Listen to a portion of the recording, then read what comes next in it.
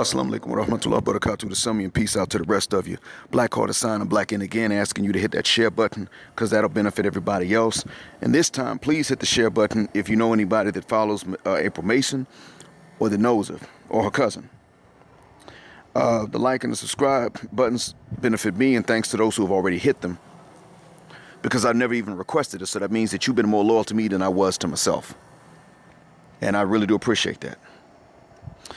Okay, Miss Mason, and to those who follow you, I saw the video. Yes, my heart went out to you and to your cousin, naturally. Yes, I felt bad even for those who were commenting under your videos, disparaging black men for not being there and talking about some they ain't protected us in 400 years and all this. BGS Ibmore said a while back that black men actually did what they could to protect black women during the civil rights struggle. Malcolm said the most unprotected woman was a black woman, but it wasn't that black men weren't ever trying. It wasn't that. Black men actually did a lot more marching than the women because they were asking the women, please stay at home. You don't have to be out there doing this. So, to answer the question as to why, though, Miss Mason, I'm not going to answer the question so as to try to exonerate the men that followed her or to exonerate the police officials that withheld this officer from doing anything, because the officer was probably telling the truth. I don't like the fact he smiled about it, but he was probably telling the truth when he said it, because they got to follow orders. So I'm not exonerating the officials, definitely. I don't know about the officer himself, and I'm certainly not going to exonerate. Well, the only one I might exonerate might be the Uber driver. Maybe.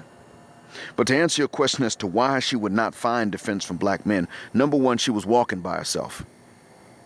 Black men can't come out of nowhere in defense of anybody. Secondly, if she had a black man there to defend her, she probably would not have been followed. But then again, these were three men. They probably would have, in this case, they probably would have kidnapped both of them. If she had one black man defending her, they probably would have come out, got both of them.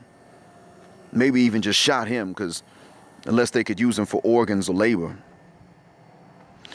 Secondly, the main reason, though, the most important reason, is something that O'Shea Duke Jackson covered before. And again, I'm not exonerating guilty people, I'm merely explaining it. Because your cousin, I'm assuming that your cousin is innocent. I'm assuming you're innocent. Because I don't know anything, I don't know otherwise right now. I just know that I've heard your name before. I know you're a dating coach in the Atlanta area. I don't even know if you're coaching men or women. But I did hear that you don't go in on black men, just dissing them for no reason.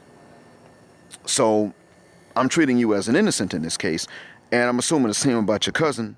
So when I use the terms innocent and guilty, this is my underlying assumption at this point in time. O'Shea Duke Jackson explained that when Nigerians move somewhere, the guilty mess it up for the innocent.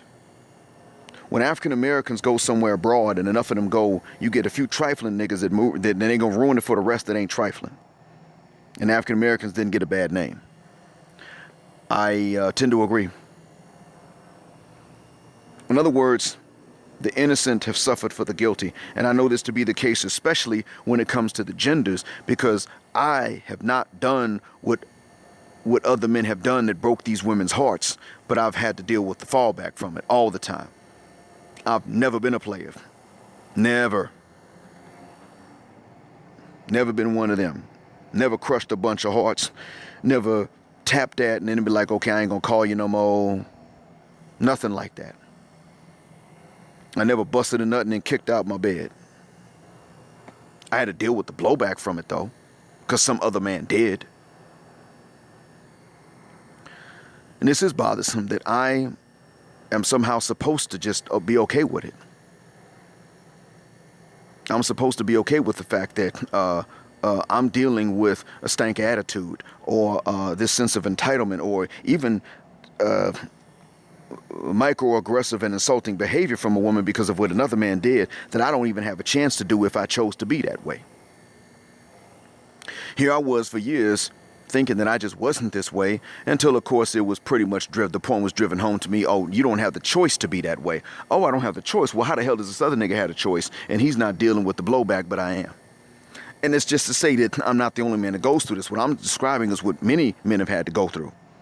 while a few men have gone around breaking women's hearts and had to deal with it. So in every case, in every solution, all this is just a case of the innocent suffering because of what the guilty have done. Now, you may be wondering, well, how did this happen in this case? What did black women, who are these guilty black women dealing with men? I'll tell you. Men have heard women, Western men in general have heard women say that they're strong and independent, don't need no man. Black men have heard black women say this even longer than white men have been hearing white women say this. I'm strong, I'm independent, I don't need no man for nothing. Oh, and I don't owe no man nothing. No matter how much money he spends on a date. And I would tend to agree, you don't necessarily owe me anything sexual right off the bat. I'm okay with women being chaste. I'm okay with men being chaste. Matter of fact, it's a requirement of my faith. However, let's call this what the hell it is too.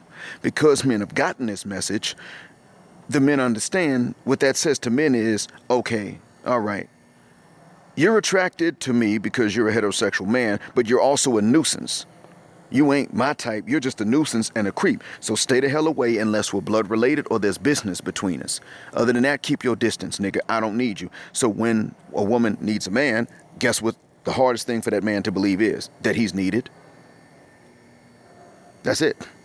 When a man sees a woman he does not know being followed, he doesn't know if this is a domestic dispute, if it's her brother following, but we don't know. So the Uber driver would have had every reason to have this attitude. The Uber driver would be like, okay, I'm an Uber driver, and as a black man that has to drive a lot, I'm at high risk of being pulled over by cops anyway because I'm a black man who spends a lot of his time on the road. I can't have a gun because they shot Philando Castile for having a legal gun. So I can't really defend myself, so I have to avoid trouble because I can't respond to it with bullets that would drive it away. Okay, then after understanding this and hearing black women say that they're strong, independent, don't need no man, and they don't owe no man nothing, he understands that he should stay the hell out of women's business. So when a woman comes in his car, she is a customer. Ain't no dating and ain't blood related. She's a customer. So why should he undertake the extra risk? If a woman gets in his car, especially a sister, gets in his car and he's now being followed, for all he knows, the one following her knows her and thinks that she got in his car as a lover and not as a customer. And he may never get your chance to say, I'm an Uber driver. I'm going where she tells me to go because she's my customer. That's it. He may never get that chance to tell her that. That's what this man understands.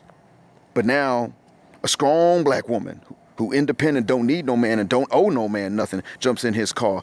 They following me, please take me away. I wouldn't have reacted the way he did, but I would have thought about in my mind, why the hell should I put my life on the line? I'm going straight to the police station. That's what I would have done. I'd have been like, oh, this is a rescue. Okay, I'll tell you what then. We're going to the cops.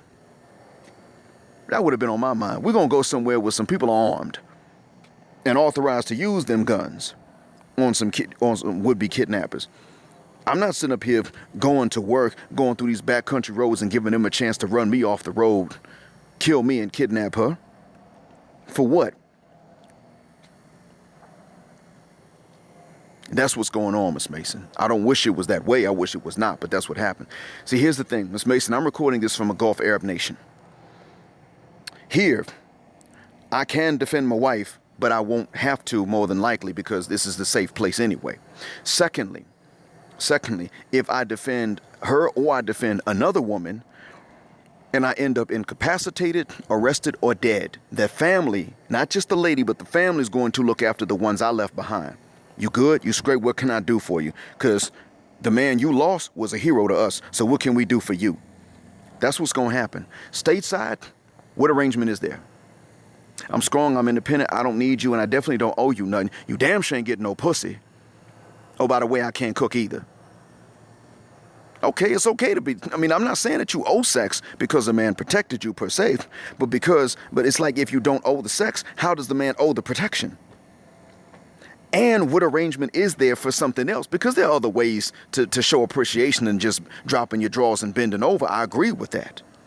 I don't want people to be sluts, men or women, but what other prize or consolation for the family members left behind is there in exchange for men who protect? Nothing. We already know that Hotep brother with his fist in the air, if he gets out there and sticks his chest out and catches a bullet for a woman, he's forgotten. That's it.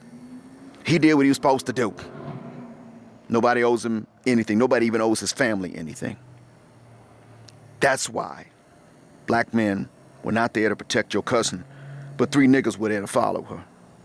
That's the reason. And I hope that one day this ain't true. But brothers got to stop hearing that message in order to be willing to defend women. Well, thanks for being patient with me anyway.